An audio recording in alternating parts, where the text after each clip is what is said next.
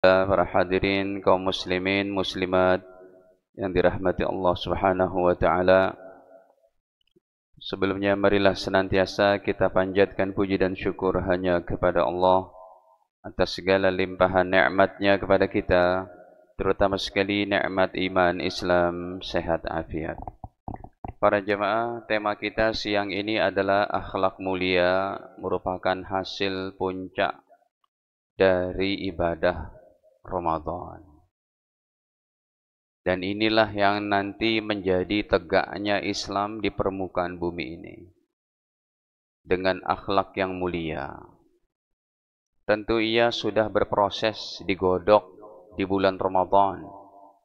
Dari segi keimanannya, dari segi ubudiyahnya, dari segi muamalahnya, muasyarahnya, yang terakhir akan memiliki akhlak yang mulia. Makanya hadis-hadis tentang akhlak mulia itu sebagai pamungkas, pemberat, dan sebagai satu objek yang paling dicintai oleh Allah dan Rasul-Nya setelah melalui proses yang 3 di atas. Imaniyahnya ini adalah di bulan suci Ramadan semua kita ibadah kepada Allah, mau besar, kecil, laki, perempuan, ya, kaya, miskin, semuanya ibadah kepada Allah. Dia tinggalkan makan, minum, melampiaskan syahwat siang hari pada istrinya, padahal di luar Ramadan adalah halal. Ya, sirup marjan itu Pak halal siang hari di luar Ramadan. Ya, apalagi tadi saya masuk itu dodolnya montok-montok banget gitu. Itu halal di siang hari di luar Ramadan, tapi di dalam Ramadan sementara jadi haram dulu tuh 30 harian. Ini imaniyah. Ya. Kemudian juga di bulan suci Ramadan, ya, Allah sediakan kepada kita sorga, yang namanya sorga apa? Halo. Ini udah ngaji berapa kiai di sini? Sorga Ramadan apa namanya? Royan. Itu kan kita nggak pernah lihat, nggak pernah tampak, tidak pernah survei. Itu cuma dengan iman aja. Ya, kata Nabi SAW bahwa orang-orang yang nanti masuk surga, ahli solat dipanggil dari pintu solat, yang ahli jihad dari pintu jihad, yang ahli sedekah dari pintu sedekah, ya. Yang ahli tahajud dari pintu tahajud. Kecuali apa? Kecuali yaitu puasa. Dipanggil oleh Allah dari pintu namanya Royan. Ini khusus berarti. Ya. Pintunya disebut Babur Royan. Nah, para jamaah ini kita imani saja. Ya. Itu. Wa man kana min ahli siyam. Tadi sih udah saya terjemah tuh. Dan siapa yang menjadi ahli puasa, du'iya min babir royan, dipanggil dari pintu sorga namanya royan, khusus. Sedangkan solat, pintu solat, haji, pintu haji, jihad, pintu jihad. Kecuali puasa. Karena emang ini ibadah yang paling terkhususkan, khusus untuk orang-orang beriman. Ya, sebab ini rahasia kita dengan Allah. Anda bersendirian di kamar, di ruangan tertentu, kunci pintu, di dalam udah tersedia kulkas, minuman. Tapi karena kita betul-betul iman kepada Allah, nggak mungkin kita hianati itu, Pak. Nah, sifat-sifat kayak begitu nanti harus terbentuk menjadi akhlak yang mulia. Dari penggodogan sebulan ini. Makanya tidak ada kesempurnaan umat Islam.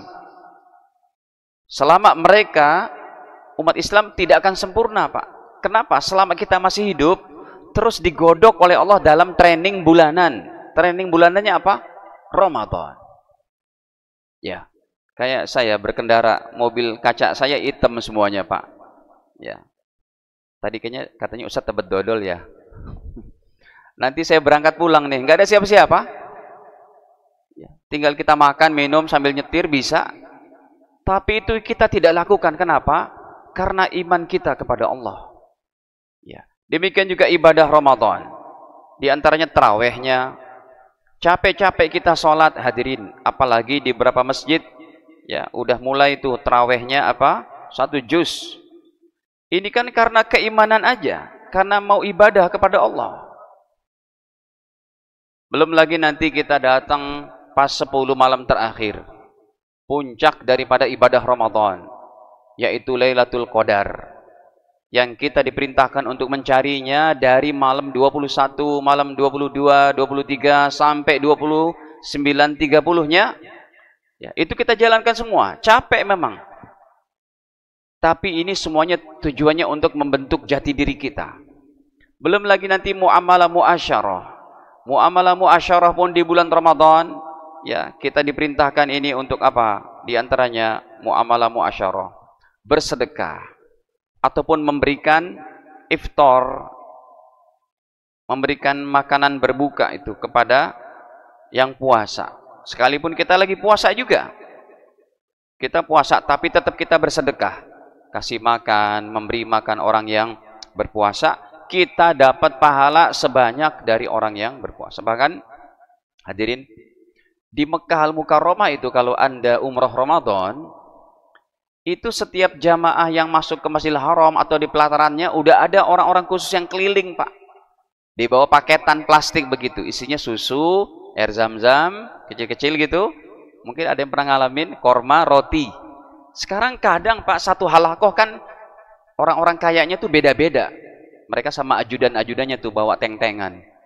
Ada di antara mereka yang ingin bersedekahnya itu memberi makan apa? Berbuka. Pas dibuka ada korma, kormanya pun ajwa gitu ya.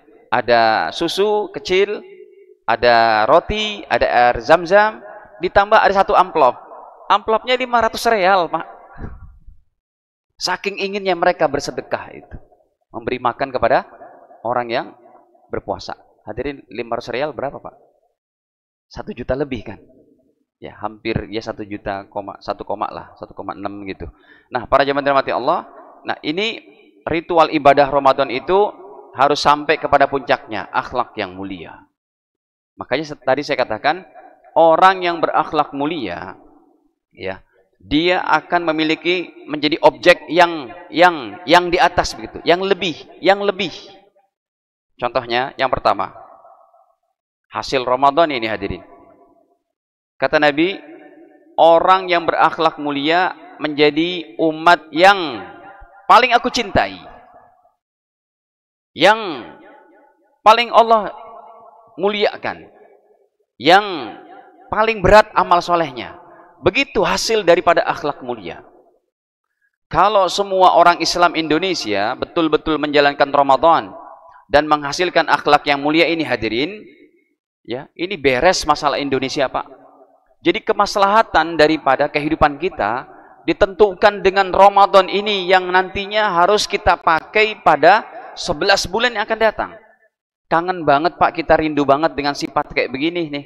Ya, orangnya adalah tidak merasa paling soleh, merasa biasa-biasa aja, tapi kepada orang lain sangkanya selalu sangka baik, santun dalam ucapan, memudahkan urusan orang lain, jujur, amanah, berintegritas dalam pangkat jabatan dan pekerjaannya, low profile, ya, memudahkan urusan orang lain, orangnya dekat kepada si kaya, kepada si miskin, selalu mendoakan, ada rasa, bahkan ini hadirin sebelum saya tuliskan, di antaranya juga punya rasa sayang kepada seluruh makhluk, seluruh manusia, muslim ataupun non muslim itu. Ini kan hebat banget godokan Ramadan ini. Proses training bulan Ramadan hebat ini, Pak. Baik dia muslim ataupun non muslim orangnya itu. Ya, dia ada rasa sayang kepada manusia. Hadirin, coba perhatikan nih, Pak. Kalau Anda punya satu sifat yang saya sebutkan ini, Anda sudah memiliki satu sifat para nabi. Ya, Pak, sifat para nabi itu banyak banget. Di antaranya menjalankan sholat. Ya, kalau para nabi-nabi terdahulu sholatnya sholat cara mereka. Karena semua nabi tidak punya sholat 5 waktu. Mereka sholatnya itu part time aja. Kayak Nabi Ibrahim sholatnya cuma zuhur. Nabi Nuh sholatnya cuma subuh. Nabi Musa, Nabi Isa sholatnya cuma isya. Makanya nanti dikumpulkan syariat penyempurnaan Nabi terdahulu dalam Islam kita ini. Subuh sampai isya. Ya.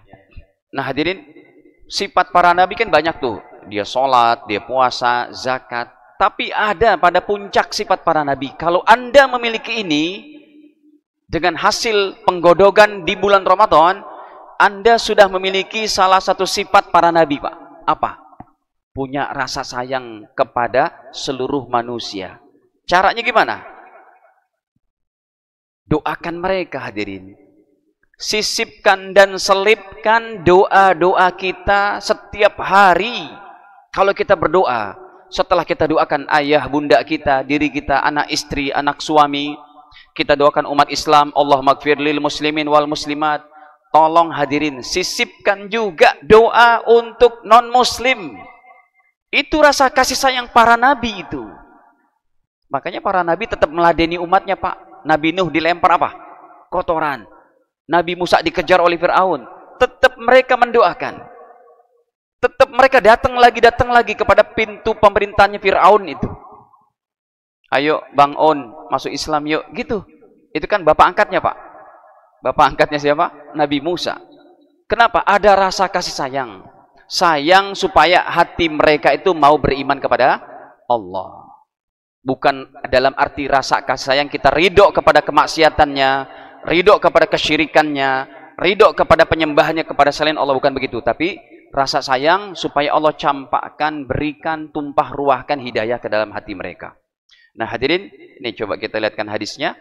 Orang yang berakhlak mulia, mesti Allah katakan dan Nabi katakan dalam hadisnya, yang lebih. Qala Rasulullah SAW, Nabi bersabda, Inna min ahabbikum ilayya, sesungguhnya orang yang paling aku cintai. Itu kan? Yang paling ahab, ya. Sesungguhnya orang yang paling aku cintai ilayya dalam hatiku, kata Nabi. Ahsanukum akhlaqa, yang paling bagus akhlaknya, budi pekertinya. Budi pekerti kayak begini hadirin, ini kalau dimiliki oleh segenap umat Islam Indonesia yang tadi saya katakan. Kita kan hidup bermasyarakat nih hadirin, menginginkan kemaslahatan bareng-bareng. Dengan puasa Ramadan ini jadi hebat sekali. Ya, yang tadi juga sudah saya tuliskan, mereka punya sifat jujur, amanah, berintegritas, ya, low profile. Kalau melihat orang yang lebih tua, ya, melihat orang yang umurnya lebih tua daripadanya, orang yang berakhlak mulia akan berkata dalam hatinya, ya Allah, ini hamba-Mu usianya lebih tua dari saya, pasti amal solehnya lebih banyak dari saya. Ketika dia melihat orang yang lebih muda, dia meyakini, ya Allah, ini hamba-Mu orang adalah umurnya lebih muda dari saya, tentu dosanya lebih sedikit dari saya. Jangan dibalik tuh. Kalau dibalik yang ada apa? Suuzon saja itu. Nah, ini orang udah tua, udah bangkotan, ya. Apa ibaratnya itu? Omongannya udah dosa numpuk. Ah, itu membuat kotor hati kita aja, Pak. Sebegininya loh hati yang Allah inginkan setelah proses Ramadan sampai selesai nanti hadirin. Ya, kalau tahun depan kita masih hidup, begitu lagi. Tahun depan masih hidup, begitu lagi. Kita lihat hadis selanjutnya. Para jamaah. Ya. Bahkan dalam hadis Bukhari yang lain Nabi katakan bahwa inna khiyarakum, sesungguhnya orang terbaik di antara kalian. Ya, yang paling baik. Tuh, pakai kata-kata yang paling lagi. Sesungguhnya orang yang paling baik di antara kalian, ahasinakum akhlaqa, yang paling bagus akhlaknya. Makanya karena dia memiliki daripada memiliki daripada pengaruh yang besar nih akhlak yang baik, sifat jujurnya, santunnya, orangnya bersahaja, low profile, memudahkan urusan. Makanya ditempatkan sorganya bersama sorga para nabi, melebihi sorga yang 7 yang Allah ciptakan ini untuk hamba-hamba bertakwanya. Sorganya Firdaus, Pak, melebihi daripada sorga Aden, melebihi daripada sorga Ma'wa, melebihi daripada sorga Jannatun Naim, melebihi daripada sorga Darussalam, melebihi daripada sorga Darul Khuldi, melebihi daripada sorga Darul Muqamah, melebihi daripada sorga muqamul amin. 7 sorga ini lewat, Pak. Bagi Anda yang setelah Ramadan, sholatnya udah bagus, berjamaah, tahajudnya tidak tinggal, nanti setelah Ramadan baca Qur'annya tetap jalan, puasa Senin Kemisnya tetap dia lakukan. Makanya di kantor-kantor saya lihat itu, kalau Senin Kemis, mereka ada aja tuh menyediakan apa? Makanan berbuka Senin Kemis. Di kantor loh itu, Pak. Bagi karyawan yang masih ada di kantor gitu. Ya, kalau di masjid-masjid kita wajar lah. Di kantor kalau ada begitu kan hebat banget. Berarti itu mempraktekkan daripada sisi Ramadan setelah sebulan kita di training di bulan suci ini. 11 bulan memang itu harus kita memakai hikmah Ramadan itu. Baik, coba kita tampilkan hadisnya.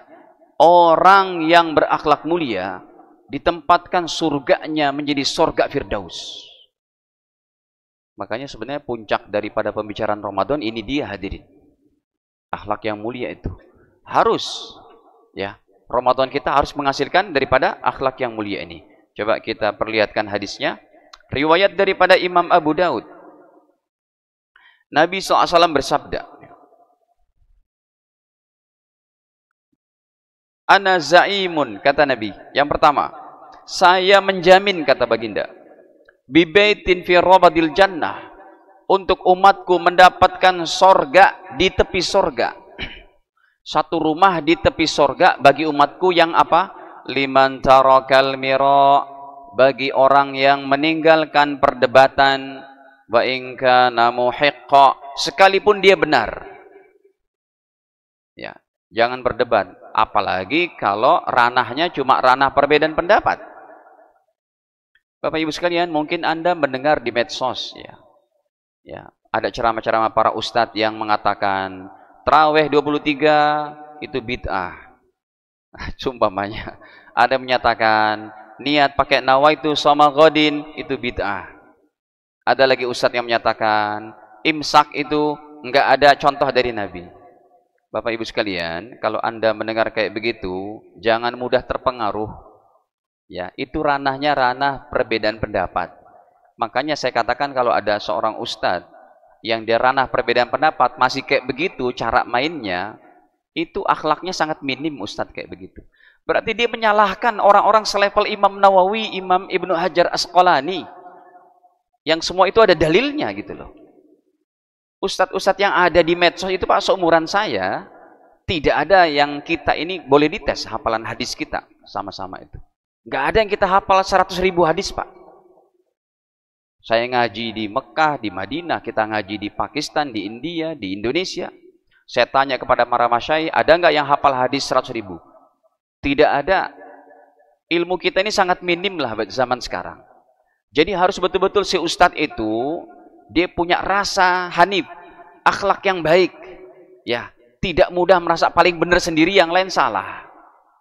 Ini kan udah diamalin sama ulama-ulama Indonesia, yang namanya nawaitu shoma ghadin, ada imsak, karena masing-masing punya apa? Punya dalil. Ya, semoga dapat hidayah tuh ustadz-ustadz yang seperti itu. Bahkan hari-hari ini, Pak, kita disuguhkan dengan pemandangan, contohnya itu Ustadz Dery Sulaiman, ya, yang mereka katakan, oh bid'ah tuh bermusik gini gitu.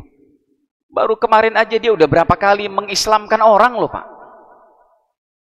Kenal, Pak, ya, Ustadz Dery Sulaiman? Sekali-kali diundang ke sini, Pak. Gitarisnya Betrayer dulu tuh, yang selalu pakai sorbanan. Beliau selalu ada orang-orang menghina, mencibir. Itu kan jamaah tablik. Itu jamaah tablik beliau, bahkan para selebriti banyak masuk Islam di tangan beliau. Sampai si chef yang unik tuh siapa namanya? Yang kemarin masuk Islam tuh, Bobon, ya, Bobon. Itu Ustadz Dery yang mengislamkan. Hadirin, ini kita beragama ingin kesejukan, hadirin. Ya. Jadi kalau Ramadan betul-betul diamalkan, menghasilkan akhlak yang mulia, harus tercipta tuh suasana yang guyub, yang rukun. Jangan cuma gara-gara enggak usoli, enggak nawaitu shoma ghadin, bisa saling mencemooh kayak begitu. Hadanallahu wa iyyakum. Allah kasih hidayah kepada kita semua. Coba kita lihat lagi hadirin. Wa bi baitin fi wasatil jannah. Kata Nabi, aku menjamin seseorang mendapat rumah di tengah sorga. Bagi siapa? Liman tarakal kadhib wa in kana maziha. Yang umatku meninggalkan ucapan bohong, janji bohong, Lihat, ini termasuk akhlak. Orang kayak begini ditempatkan oleh Nabi kepada apa? Di mana? Di tengah sorga. Tapi yang lebih tinggi lagi apa? Wa bi baitin fi a'lal jannah. Aku menjamin umatku, kata Nabi, untuk mendapatkan sorga fi a'lal jannah, di surga tertinggi. Bagi siapa? Liman hassana khuluqahu, bagi seseorang yang memperbagus akhlaknya. Nah, hadirin para jemaah dirahmati Allah, ini hadis terakhir saya sampaikan bahwa dengan puasa Ramadan ini, ya paling tidak kita hafal 4 macam lah. Anda memiliki 4 macam ini setelah ritual Ramadan, keimanannya, ibadahnya, muamalah muasyarahnya semuanya udah jalan. Yang keempat adalah akhlak mulia. Akhlak mulia ini saya dikerucutkan menjadi 4 akhlak saja ini. 4 apa? Sifat. Kalau 4 sifat ini Anda miliki, hadirin, Anda berhak untuk terhindar dari api neraka. Dosa diampunin. Bagaimana nggak diampunin dosanya? Jangankan dirinya, orang lain aja didoakan seperti yang tadi sudah saya sampaikan. Makanya sisipkan di doa-doa kita, Pak, untuk orang lain, sekalipun non-muslim. Cuma doanya bukan doa ampunan kalau untuk orang non-muslim. Bukan doa ampunan, bukan doa rahmat, bukan doa dapat masuk surga. Tapi doanya apa? Hidayah. Ya. Itu puncak daripada akhlak mulia. Tidak ada seorang nabi kecuali mereka mendoakan umatnya. Itu hadisnya banyak, Pak, terlebih dalam sirah nabawi. Nabi Nuh mengajak kepada, ya qaumi i'budullah, wahai kaumku, sembahlah la ilaha illallah.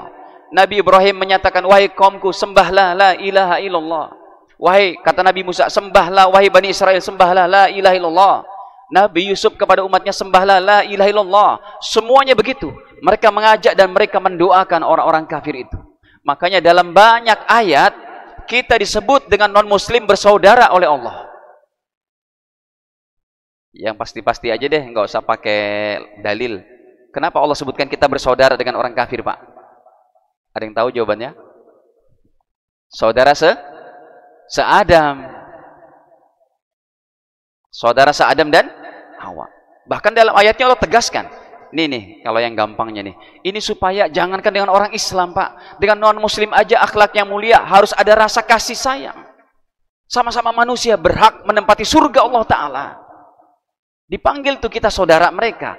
Nabi Syuaib, Nabi Ayub, Nabi Soleh, Allah katakan bersaudara dengan kaum Madian, kaum Lut, dan kaum Ad yang kafir. Allah katakan saudaranya. Itu kan disisipkan nanti dalam doa-doa para nabi ini. Contohnya yang paling gampang ini, hadirin, dalam suratul A'raf pada ayat ke-65 tuh. Wa ila Madyana wa ila Adin akhahum Huda. Tuh. Wa ila Adin akhahum Huda, dan kepada kaum Ad. Kaum Ad ini orang kafir, menentang dakwahnya Nabi Hud. Tapi apa kata Nabi Hud? Apa kata Allah Ta'ala? Wa ila Adin akhahum Huda, dan kepada kaum Ad kami utus saudara mereka Huda, Nabi Hud. Ya. Demikian juga yang lainnya itu. Wa ila Madyana akhahum Syuaiba, kepada kaum Madian kami utus adalah kami utus kepada mereka Nabi Syuaib. Disebutkan saudara mereka, padahal kaum Madian orang kafir. Para jamaah dirahmati Allah, ini hadis terakhir. Ya. Ada 4 sifat ini yang kalau kita setelah proses Ramadan betul-betul kita menghasilkan kekuatan iman, ibadah, akhlak. Nah, saya mengerucutkan dengan hadis ini, maksudnya biar gampang dihafal. 4 orang ini, kata Nabi, terhindar dari api neraka. Kata baginda, ala ukhbirukum biman tahrum alaihin nar. Mau tidak kalian aku kasih tahu orang yang diharamkan masuk neraka. Yang pertama, sifatnya apa? Qarib, orangnya low profile, merendah, dekat kepada siapa saja, humble. Yang kedua, hayyin, orangnya berwibawa. Ya, tidak pelin-pelan begitu. Ya, tidak mencela-mencela. Yang ketiga, layyin, ucapannya santun, lemah lembut kepada siapa saja. Tidak temperamen. Yang keempat, hadirin, sahlin, selalu memudahkan urusan orang lain. Ini kan masuk ke dalam birokrasi dan macam-macam, Pak. Lihat, sampai sebegitunya Ramadan masuk tuh kepada semua ruang lingkup kehidupan kita. Semoga Allah Ta'ala, hadirin, berikan kepada kita hakikat daripada akhlak yang mulia.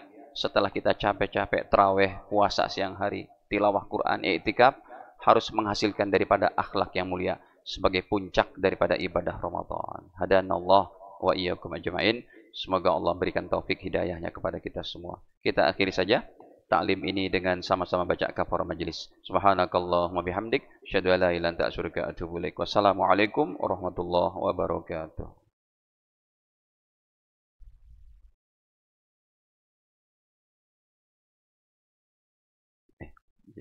Sama-sama. Udah balik ke sini.